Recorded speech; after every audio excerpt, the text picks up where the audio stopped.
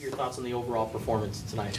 I'm happy about the win, after 2 weeks of being there, but there's a lot of things that I'm not very happy about. And, I addressed that in the locker room, and we're going to continue to address that because, the sloppiness of play, your halftime, it's 51-13. We talked all week about guys going in the game and continuing and to finish. That did not happen. The good part is that I thought Khalil and we started fast as a football team after 2 weeks of being off. I don't know what he was. It was maybe 11 to 13 or something like that in the quarter and first quarter and part of the second quarter. So we started fast. We had explosive plays. We were able to get Grant in the second quarter with meaningful time, and I thought he operated well. Guys made plays for him. He took care of it, and we didn't turn the ball over. But too many penalties, too many selfish penalties, things that we're not going to tolerate. And the message downstairs was that, yeah, we won the game, but we give up 41 points, a bunch in the second half. Yeah, it's 51-13 and at halftime, and then we got guys out there. We got some starters out there, and to give up 41 in that fashion is not okay. And the penalties that we had today is not okay. All right, a lot of the sign down there, some of you guys have seen, it's about us. It's not about you. It's about us, and some of these penalties are strictly about you. And that's being addressed, and that's going to get fixed. Otherwise, those guys aren't playing anymore. What do you guys need to fix defensively? There's a myriad of things right now. Like I said, you look at the final score, you give up 41 points. Yeah, you got an experienced quarterback. Guys ran by us in the second half. It's a tale of really two. It's like I said, it's 51-13 at halftime.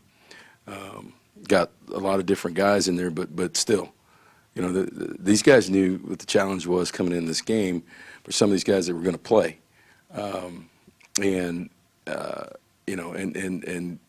couldn't get off the field again on third down. We were better third down offensively, but we've got to keep getting. I thought Jalen, played hard, got to the quarterback a couple of times, but we've got our coverage. Guys running free back there, and with little or no pressure on the quarterback. And at the end, guys jumping in and out of gaps that hadn't played a bunch and gave up 41 points. They did a nice job. They got an experienced quarterback, but still, that's just not acceptable. How do you think Grant Gunnell handled his debut tonight? Yeah, I don't know. I didn't see his stat line. I thought he did pretty well. He had some guys Drew Dixon made a great play on third down on a slant that was high and behind him. What was he? Yeah, well, that's not bad. I don't care who you are, right? So 9 of 11 for 151 and 3 touchdowns, and your debut is, I think most people would take that, and for him to go in there and in the second quarter, when the game's still going, the crowd's up and going with the first offensive line, I thought he operated very well. He moved the team, moved the ball, 3 touchdowns. I didn't like when he turned back and ran into the defense coming down this way. When he scrambled, he's got to learn to run to the pylon and not back into the teeth of the defense. So, he was having fun. I thought our players responded when he was out there. Guys made plays for him, but he looked pretty calm for a freshman. Threw some good balls, but some guys made some plays for him too. So that's all part of it. And there's, and we'll look back at the tape, and we gave him some easy throws early. He took the check downs, he took some swing passes, he threw some crossing routes underneath, and guys made yards for him after that. But, all in all, with the operation and signals and things like that for first time out, I thought he was very successful. What do you think of the atmosphere in Arizona Stadium tonight? That was good. I thought, the students, my office looks right down on right in front of where everybody gets in the Zona Zoo. So, I want to thank the students who were awesome. I mean, they were lined up outside going both ways up and down the street, and they were loud behind us and talking and cheering guys on. I thought, it was, and particularly on third downs and things like that, we got a couple calls, from offsides and some penalties against them. But, I really thought that our fans were into it, and particularly the Zona Zoo was into it, and hopefully next weekend we can turn it up another notch. With I understand it's a whiteout, right? Is that correct? Yep. So I'm starting my campaign already. Make sure that everybody's there and take another step next week. What do you think about Tavion Cunningham tonight? It seemed like he had another impressive game. Yeah. Well, he's fast. We've told you that. He just ran right by everybody the first touchdown. He continues to build confidence, and that's part of it.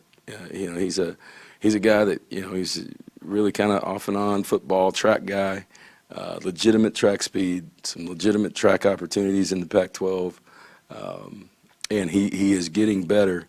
He got here for fall camp, and he has gotten better every week, understanding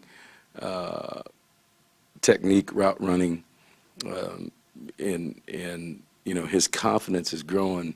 You can see it every week, and our confidence in him is growing. And I think, obviously, our quarterback's confidence are growing in him because, I can remember we came to camp and Khalil saying, this guy, I got to let this ball go. I can't hang on to it because he can outrun it. And the first play, the first touchdown, it was a design situation against their coverage where, he kind of frees one safety and he's one-on-one, and he just ran right by him. And, the thing about him, too, is he's made some tough catches. He made them in Hawaii in traffic. We had an opportunity. I think he scored, 6 or 7 touchdowns in junior college in the return game. So we had an opportunity tonight to put him back there and look at him and see how that looked. He had a decent return. So, tonight we didn't have J.J. return any kicks. So we were looking at a bunch of other guys back there on kickoff return as we move into the season. And I thought they did a nice job of operating back there and getting him an opportunity also to get a return. So, we're giving him more and more each week. Jamari has been consistent and has made plays for us, and there's a place for both of those guys on the field at times to really try to build some depth at that position with the young guys. Like I said, we know what we got with Stanley. Barry Hill's playing well. Cedric Peterson's playing well. But, where else is our production coming from? And Tavion, is getting better every week. And I thought Drew Dixon took another step tonight he made some plays tonight for us and on third downs and fourth downs. What was your approach with the running backs this week? Yeah, well, we told JJ, we wanted to get him going. It's really, sometimes when you say it's a position by committee, a lot of times when you say that, you really don't have anybody. But we do. We've got 5 guys that can play. And, Coach Murray is just talking the whole time, either the guys on the field or rotating guys, and they know it. They know that, and they work well together. They're all different. JJ is a little bit different with quickness, but you can see Bam has got real talent. Gary showed something tonight that a lot of people didn't know, some real speed, and ran away from people. He's a little bit bigger. Tilford gives us, a bigger back, on short yardage and goal line, and Wiley. Last week Wiley did a nice job 2 weeks ago, and then Bam showed up tonight and showed that he wants to play. So that's a good problem to have at that position, to keep those guys fresh and change speeds on the defense. I think they can all catch, and they can make people miss, and that's going to help us as we go through the season with 4 or 5 guys that just aren't guys that go in there and give JJ a rest. There's 4 or 5 legitimate guys that are home run hitters and can catch, can play, and I think you saw us tonight. We're trying to get our best personnel on the field. And you saw more 2-back sets tonight, getting those guys on the field, whether it's in a offset I formation or a motion type situation and split backs, and they're just as dangerous as anybody on swing routes, bubble screens, things like that, and draw attention and get people out of the box to hand it off to another back. So that was really one of the things we talked about in the last couple of weeks is, all right, as these guys progress, how do we get them on the field and utilize their talent? And we did a lot more of that tonight, and I think you're going to see more of that as we move forward. What's the difference between a selfish penalty, as you called it, and just a regular penalty? Well, selfish is, things after the play, drawing attention to yourself, right? Okay, so there's celebration. Celebrate with your teammates. It's not about you, right? It's never in a team situation. It's never about you. It's about us. That's what it says down there. And then things that go on that you're drawing attention to yourself. That's not all right, and we're not going to tolerate that. And then those guys, just like we talked about, that selfish type attitude bleeds over into other areas, and when you need to do your job, we're counting on you to do your job, and those type of penalties hurt us all, and trust me, that's getting fixed as we speak. Anything else for Coach? Yeah, considering your relationship with Chris Ball, how was that tonight? It's interesting. We talked at the end of the game. We'll talk tomorrow. For those of y'all that don't know, I lived with him. We lived together for 2 years at Washington State, and we're roommates and we're GAs for Mike Price.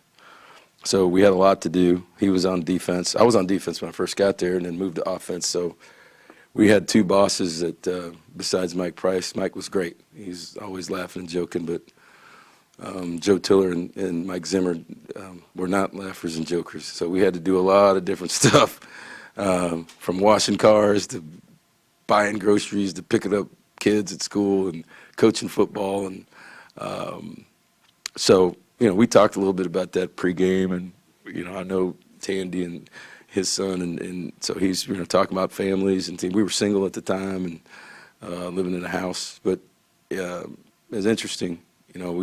We did camps this summer together. He came down with his staff and at our camps, our high school camps, and then we were up in Flagstaff for their 7-on-7. So we both got some players out of both of those deals, and so we'll talk. I'll talk tomorrow about what he saw, and what we saw after watching tape, and some different things that can help each other. So, as that goes on, but he's a good friend. I've known him forever. Tried to hire him a couple times, and it was interesting. He's the first guy I was going to hire at Houston as a defensive coordinator, but he went back to Washington State as a co-defensive coordinator and didn't come to Houston, so I give him a hard time about that. But they got quarterback's a good player. They're going to be just fine. They play hard, got great scheme, and like I said, we'll keep communicating. He's too close now to not be that way, and as a friend, and as a location. But there's things that we're going to talk about, I think, that can help each other coming out of this game. Thanks, everyone. All right, thanks, guys.